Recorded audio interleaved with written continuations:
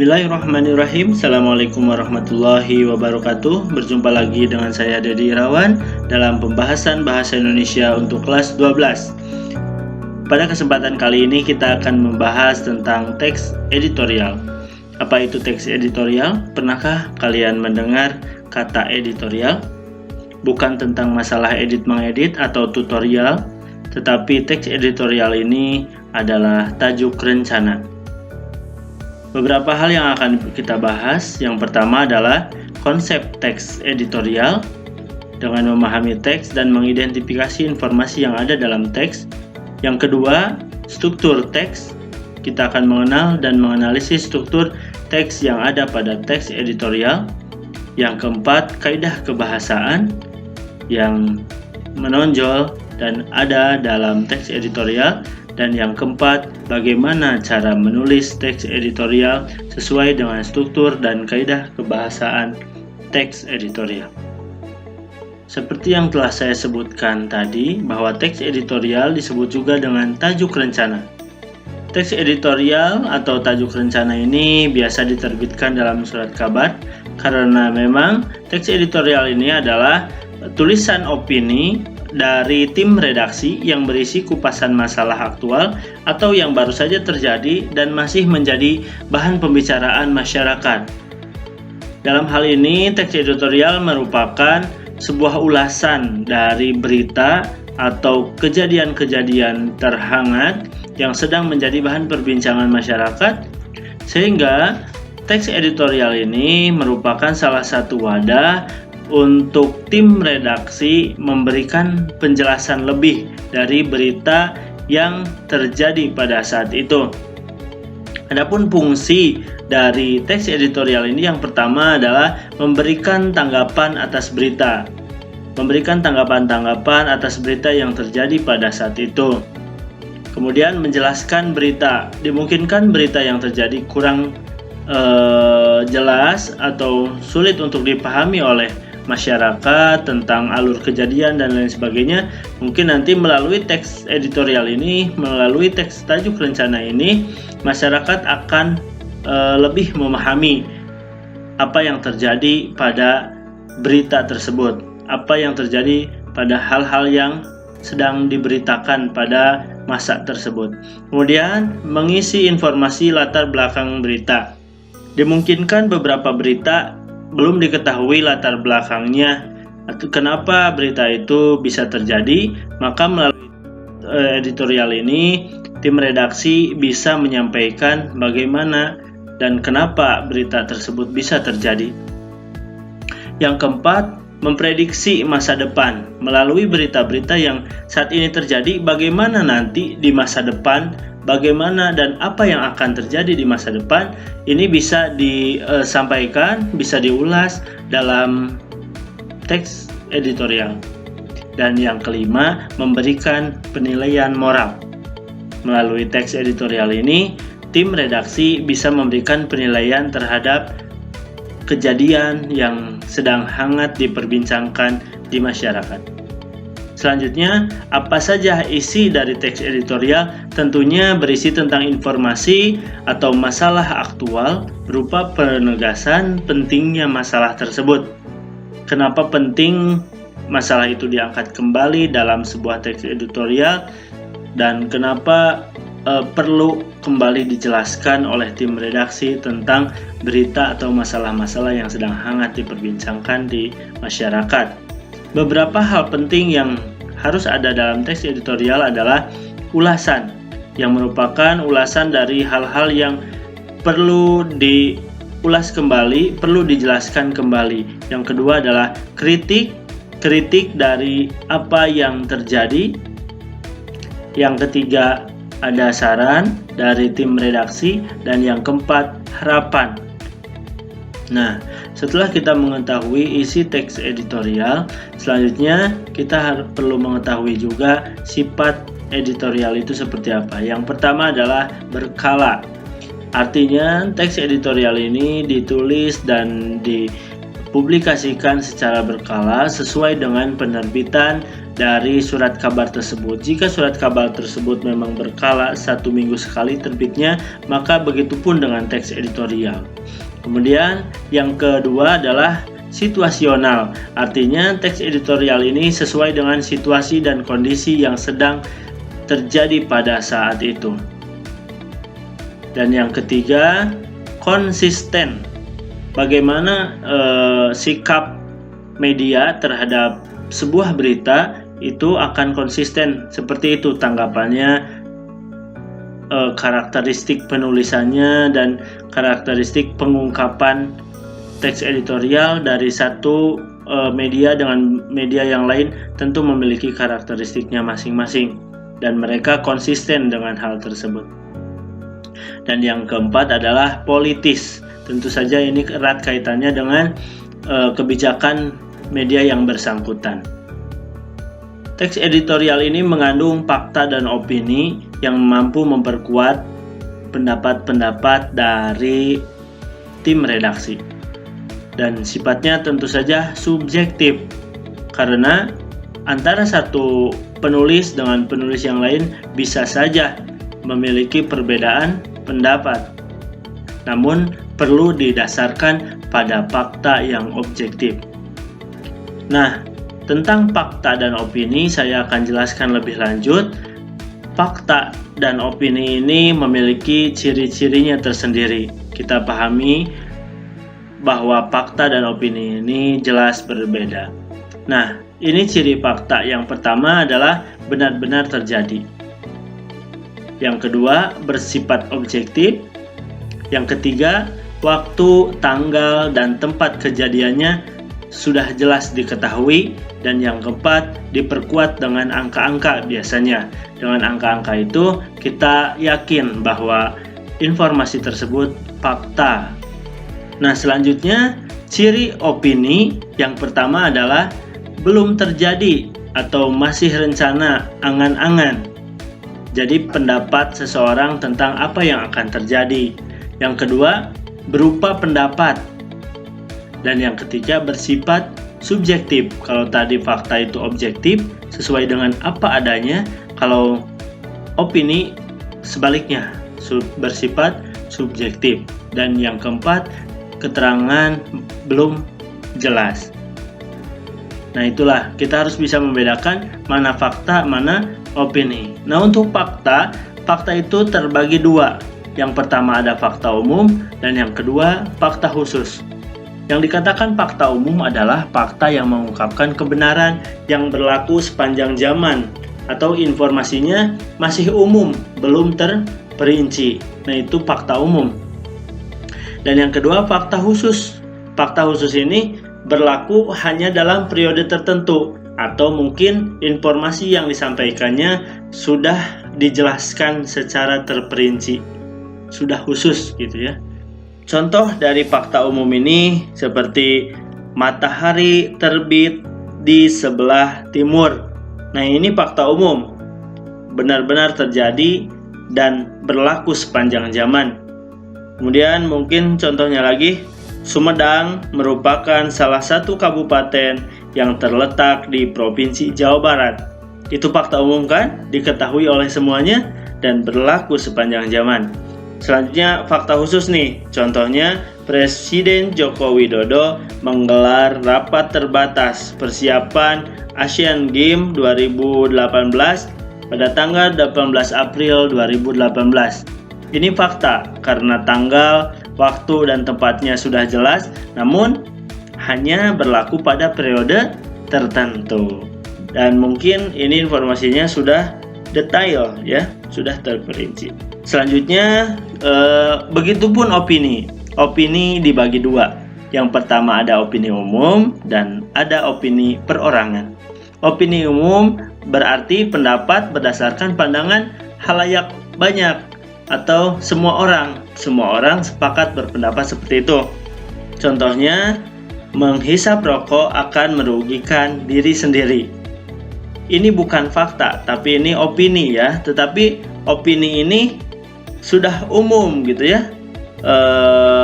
Pendapatnya banyak orang yang berpendapat seperti itu. Nah, selanjutnya opini perorangan. Artinya pendapat berdasarkan pandangan pribadi saja atau orang tertentu. Kita ambil contoh, misalnya menurut para ahli, pada tahun 2020 penduduk Indonesia akan mencapai 400 juta jiwa. Nah, ini hanya ahli saja yang ngomong. Tidak semua orang bisa memprediksikan hal tersebut. Atau mungkin lebih jelasnya, menurut saya pakaian yang dikenakan wanita itu sepertinya bagus sekali. Tuh kan, ini opini dari seseorang saja tentang pakaian yang dikenakan oleh seorang wanita. Paham sampai di sini? Baik, jadi rekan-rekan harus bisa membedakan mana fakta dan mana opini, mana yang umum, mana yang khusus, mana yang umum, dan mana yang perorangan. Nah, selanjutnya kita akan membahas tentang struktur yang ada dalam teks editorial. Struktur ini saya lansir dari beberapa pendapat para ahli, kemudian saya ikhtisarkan menjadi 4 poin. Yang pertama adalah pengantar. Pengantar ini biasanya berada pada bagian awal dari teks editorial. Di dalamnya ada pengupasan berita yang akan dikomentari. Misal berita yang sedang hangat-hangat terjadi di masyarakat, kemudian berita yang membuat resah masyarakat, misalnya pada saat ini sedang hangat-hangatnya merebak kasus COVID-19. Nah, yang bisa disebutkan dalam pengantar adalah apa, di mana, kapan, siapa, mengapa, dan bagaimana berita itu terjadi. Yang kedua adalah pernyataan pendapat. Dalam struktur yang kedua ini berisi sebuah sudut pandang penulis, bagaimana penulis melihat berita yang terjadi ini, bagaimana sikap dari media memandang berita yang terjadi ini. Biasanya ada teori-teori atau argumen yang bisa disampaikan untuk memperkuat pendapat tersebut. Kemudian yang ketiga adalah argumen-argumen yang nanti akan menjadi tanggapan dari media yang bersangkutan. Nah, argumen-argumen inilah yang menjadi penting, yang menjadi isi utama dari teks editorial. Dengan argumen ini mungkin para penulis bisa menyebutkan tanggapannya, kritik, dan hal-hal lain yang bisa menjadikan berita itu lebih jelas dan lebih bisa dipahami oleh masyarakat. Dan yang keempat adalah penegasan ulang. Biasanya berisi saran, rekomendasi, simpulan, hingga harapan yang berkaitan dengan solusi ataupun sekedar prediksi di masa depan apa yang akan terjadi melihat berita seperti ini. Kita ambil contoh tadi merebaknya virus COVID-19 di Indonesia. Pernyataan pendapatnya kita bisa ambil dari teori bahwa COVID ini menyebar begitu mudah melalui beberapa media, misalnya dari sentuhan tangan, dari percikan air liur dan lain sebagainya, kemudian dari pendapat-pendapat para dokter. Nah, pernyataan itu bisa disimpan di struktur yang kedua. Kemudian argumentasi. Nah, kita sebagai penulis bisa mengungkapkan alasan kenapa COVID ini bisa meluas dengan cepat. Kemudian kita juga bisa mengkritik masyarakat yang kurang patuh terhadap protokol kesehatan, kemudian kurang peduli terhadap kesehatan, suka lupa cuci tangan dan lain sebagainya. Ini disimpan di argumentasi. Argumentasi ini artinya opini-opini dari penulis. Kita bisa mengulas kilas balik latar belakang kenapa berita ini sampai bisa booming seperti ini. Nah, di bagian keempat nanti ada rekomendasi apa yang hendaknya kita lakukan ke depan. Kemudian mungkin prediksi apa yang terjadi ke depannya jika masyarakat begini-begini saja. Dan himbauan agar masyarakat ke depannya lebih hati-hati dan sebagainya. Jadi sangat berguna teks editorial ini untuk mengedukasi masyarakat dilihat dari berita-berita yang terjadi dan sedang hangat diperbincangkan. Nah, setelah kita membahas struktur teks editorial, tentu saja dalam sebuah teks yang dibahas adalah kaidah kebahasaan. Kaidah kebahasaan yang menonjol dalam teks editorial yang pertama adalah adverbia atau keterangan. Keterangan ini biasanya digunakan oleh penulis untuk membuat yakin para pembaca dengan apa yang ditulisnya. Nah, kata keterangan yang biasa digunakan contohnya ada kata selalu, biasanya, sering, kadang-kadang, hampir, sebagian besar, dan lain sebagainya. Nah, kata-kata ini yang biasa digunakan dalam teks editorial untuk memperluas informasi. Selanjutnya, yang kedua adalah konjungsi. Nah, konjungsi yang sering digunakan adalah konjungsi menata argumen dan konjungsi untuk memperkuat argumen. Konjungsi yang digunakan untuk menata argumen seperti pertama, kedua, berikutnya, selanjutnya, yaitu argumen-argumen yang disebutkan oleh penulis supaya tertata, maka ada kata pertama, kedua, berikutnya, selanjutnya. Nah, itu bisa dipahami ya. Yang selanjutnya adalah konjungsi yang biasa digunakan untuk memperkuat argumen. Biasanya ini kata bahkan, selain itu, lagi pula, misalnya, padahal, justru. Nah, mendengar kata-kata ini kan nanti argumennya menjadi lebih kuat dengan kalimat yang lain. Selanjutnya adalah verba atau kata kerja. Ada 3 kata kerja yang sering digunakan dalam teks editorial.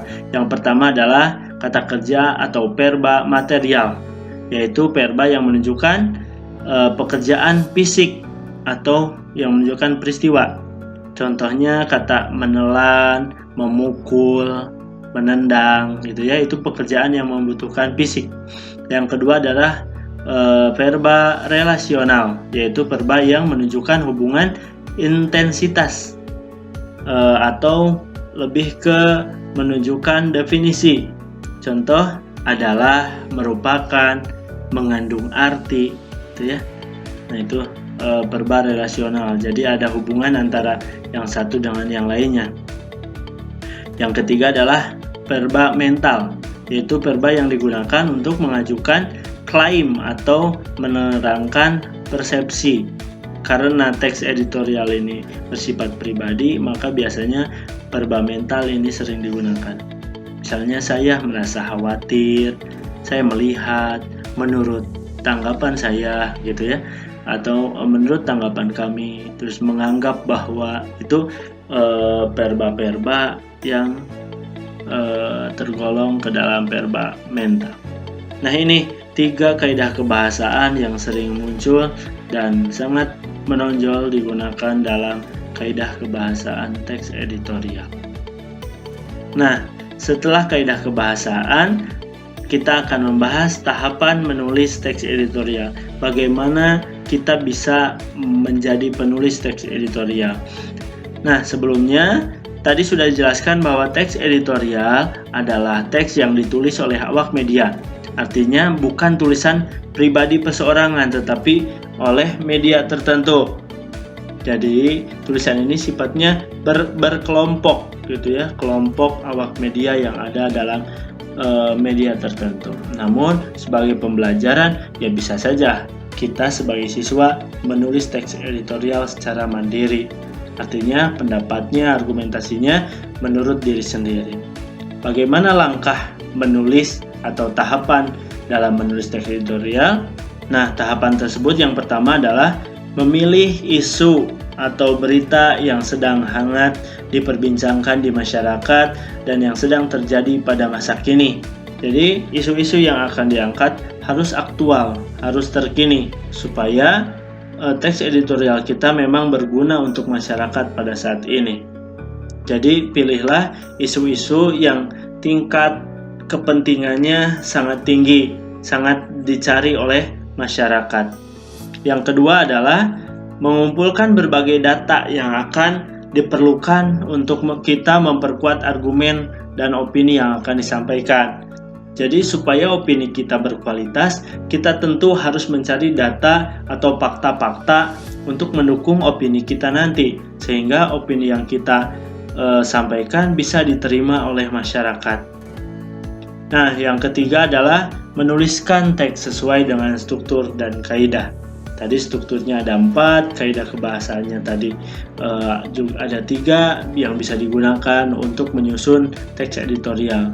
Dalam praktiknya perlu didiskusikan pendapatnya dengan semua awak media. Nah, ini untuk praktik sebenarnya, tapi untuk siswa mungkin juga bisa berkelompok dan bisa ditulis secara pribadi. Nah, itu mungkin pembahasan saya tentang teks editorial. Demikian, mudah-mudahan bisa bermanfaat untuk semuanya sebagai bahan latihan. Mungkin rekan-rekan bisa mencari teks editorial atau tajuk rencana dari berbagai surat kabar, dari berbagai koran, baik yang cetak maupun yang online. Dipelajari bagaimana strukturnya, bagaimana gaya pembahasan dari teks editorial tersebut, bandingkan dari satu koran dengan koran yang lain, bagaimana kriterianya, bagaimana gaya pembahasannya mungkin akan berbeda. Nah, kalian silahkan ikuti gaya yang mana yang kalian lebih sukai. Kemudian kalian juga berlatih untuk menulis teks editorial, berlatih mengungkapkan opini kalian tentang situasi yang sedang terjadi saat ini, tentang berita yang sedang hangat terjadi pada saat ini. Bagaimana kritik kalian, tanggapan kalian, penilaian kalian, kemudian saran, harapan kalian yang akan diberikan kepada masyarakat. Mungkin nanti akan lebih mudah ya setelah menonton video ini. Jika ada yang kurang jelas, silahkan ditanyakan di kolom komentar. Insya Allah nanti saya akan jawab. Mungkin akan dibahas dalam video berikutnya. Mohon maaf apabila ada kesalahan. Jangan lupa di subscribe, share, like, dan komen. Saya Dedi Irawan mengucapkan terima kasih. Billahi taufiq wal hidayah. Assalamualaikum warahmatullahi wabarakatuh.